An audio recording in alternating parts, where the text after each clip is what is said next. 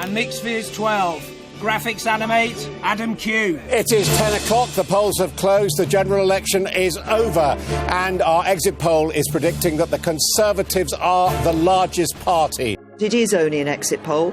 I think we have to wait until all the votes have been counted. Well, the exit polls are very striking. They're completely at odds with all of the opinion polls we've had for the last 6 weeks. We need to treat this exit poll with extreme caution. Lord O'Donnell, would you believe that an exit poll, if this exit poll is remotely accurate, would there be any need for coalition negotiations, or would David Cameron simply carry on?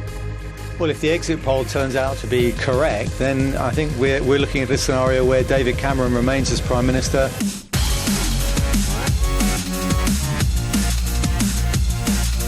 Let's go now to Sky's election analyst, Professor Michael Thrasher of Plymouth University. The size of the swings is actually lower in Labour's favour than the exit poll was suggesting. You think it's going to be pretty spot on the basis of these first few results? They're consistent with your exit poll findings? Yes, they are, Adam. I mean, it's the same method that we've used in 2010. There is a 77-seat gap, I think, in terms of the Conservative-Labour seat projections, and that's a huge gap. The surge in the SNP vote has really taken us all by surprise. This is the declaration in Nuneaton, a key target for Labour. The Conservative Party candidate, 20,000. That is first blood in what's expected to be a gushing artery for the SNP this evening. The SNP gain Kilmarnock from Labour. Liberal Democrats lose their deposit. Mary Black, Scottish National Party, 23,500. Douglas Alexander has lost his seat. Mary Black, 20-year-old, is the new MP for the SNP. I appreciate that this is a blow for Douglas Alexander. I truly hope he will remain to see his future in politics once he is recovered from this result. 17 seats in Scotland declared so far, all of them held by the Scottish National Party now, 14 of them gains. Let's just have a look at those gains. Paisley, Renfrewshire North, Kirkcudbright and Cowden Beath, Rother, Glenhampton West. That's it. Jim Murphy loses his seat in Renfrewshire East. The leader of Scottish Labour is no longer an MP. Yet another scalp for the SNP tonight. A lot of people are already starting to say it's a very grim night for Labour, and particularly for Ed Miliband. I think they genuinely didn't expect the results that we've seen so far. The mood in the camp before had been relatively relaxed, certainly when I've been spending the time with them over the last few weeks. So I think the scale of the losses in Scotland and the fact that even in England and Wales as well, it doesn't look like they've had the night they expected. And as a result, this is why sources across the party, some former MPs, for example, saying to me that actually they think that Ed Miliband needs to go as a result. It is an extraordinary statement of intent from the people of Scotland. The Scottish lion has roared this morning across the country. Douglas Carswell, that is the first UKIP MP to be elected at a general election. Were you ever in any doubt? Well, I don't take anything for granted, but it was nice to see things stack up on the table. Boris Johnson is duly elected. I want to thank you, everybody. I want to thank the police. I want to thank everybody who's been involved in counting so fast.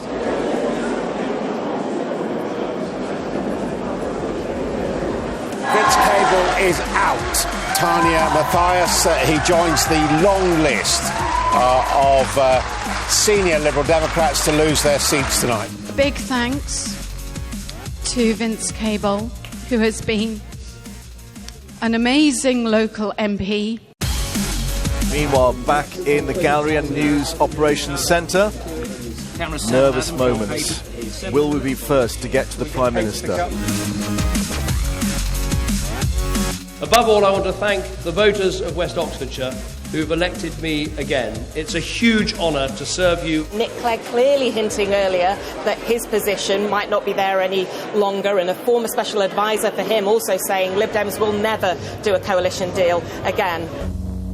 Well, if you're waking up, you have missed quite an evening, quite a roller coaster of various different news lines. Remember, just yesterday, all the pollsters saying this was too close to call. This is a seat map. It's a representation of the country with all of the different constituents in these constituencies, these kind of hexagonal shapes. But most of all, look up at Scotland, that yellow across Scotland. This, up until last night, that was mainly red. Andy Campbell, who promised he'd eat his kilt tonight, I think should put on a public display, and we'll sell tickets. He can eat his kilt and I'll eat my hat. And I'll tell you, I'll never question an exit poll again. But look, the real question is, where are we? And we are bruised, of course, set back, of course. Is independence now inevitable in time? The election wasn't about independence. I made that clear consistently and repeatedly during the election.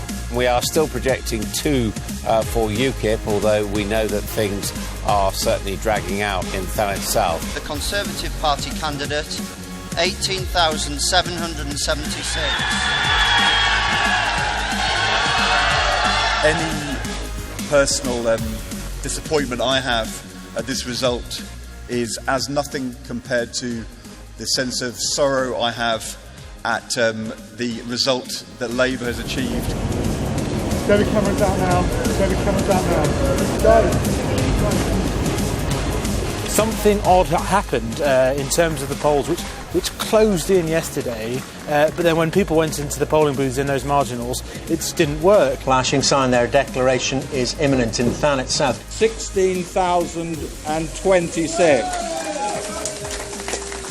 The Conservative Party candidate, 18,838. Nigel Farage, the UKIP leader, failing to take the seat of Thanet South. I said, as this campaign went on, that if I didn't win, I would stand down as leader of UKIP.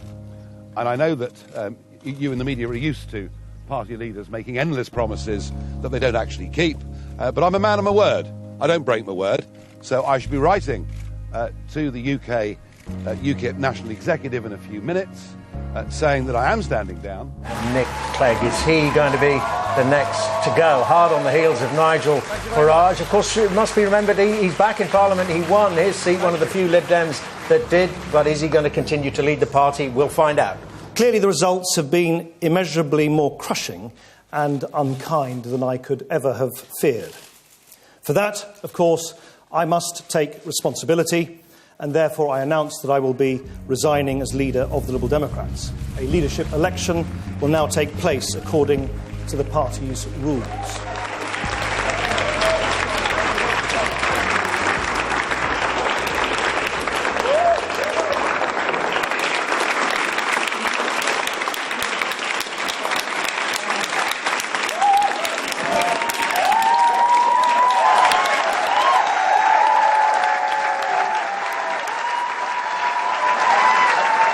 Friends, this is not the speech I wanted to give today, because I believed that Britain needed a Labour government. I still do, but the public voted otherwise, and now it's time for someone else to take forward the leadership of this party. So I'm tendering my resignation, taking effect after this afternoon's commemoration of VE Day at the Cenotaph. We've come back before, and this party will come back again. And so the Labour leader stands down, leaving his famous lectern empty.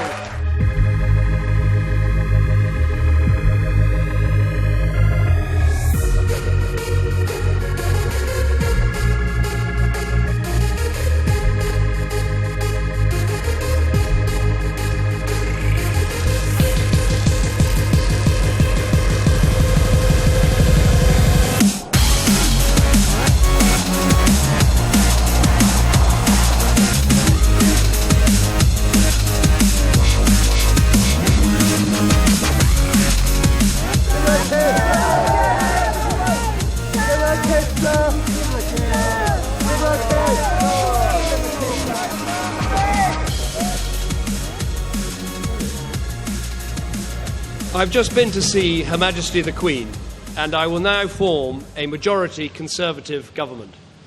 I've been proud to lead the first coalition government in 70 years, and I want to thank all those who worked so hard to make it a success, and in particular, on this day, Nick Clegg. This is a country with unrivalled skills and creativeness, a country with such good humour and such great compassion. And I'm convinced that if we draw on all of this, then we can take these islands with our proud history and build an even prouder future. Together, we can make Great Britain greater still. Thank you.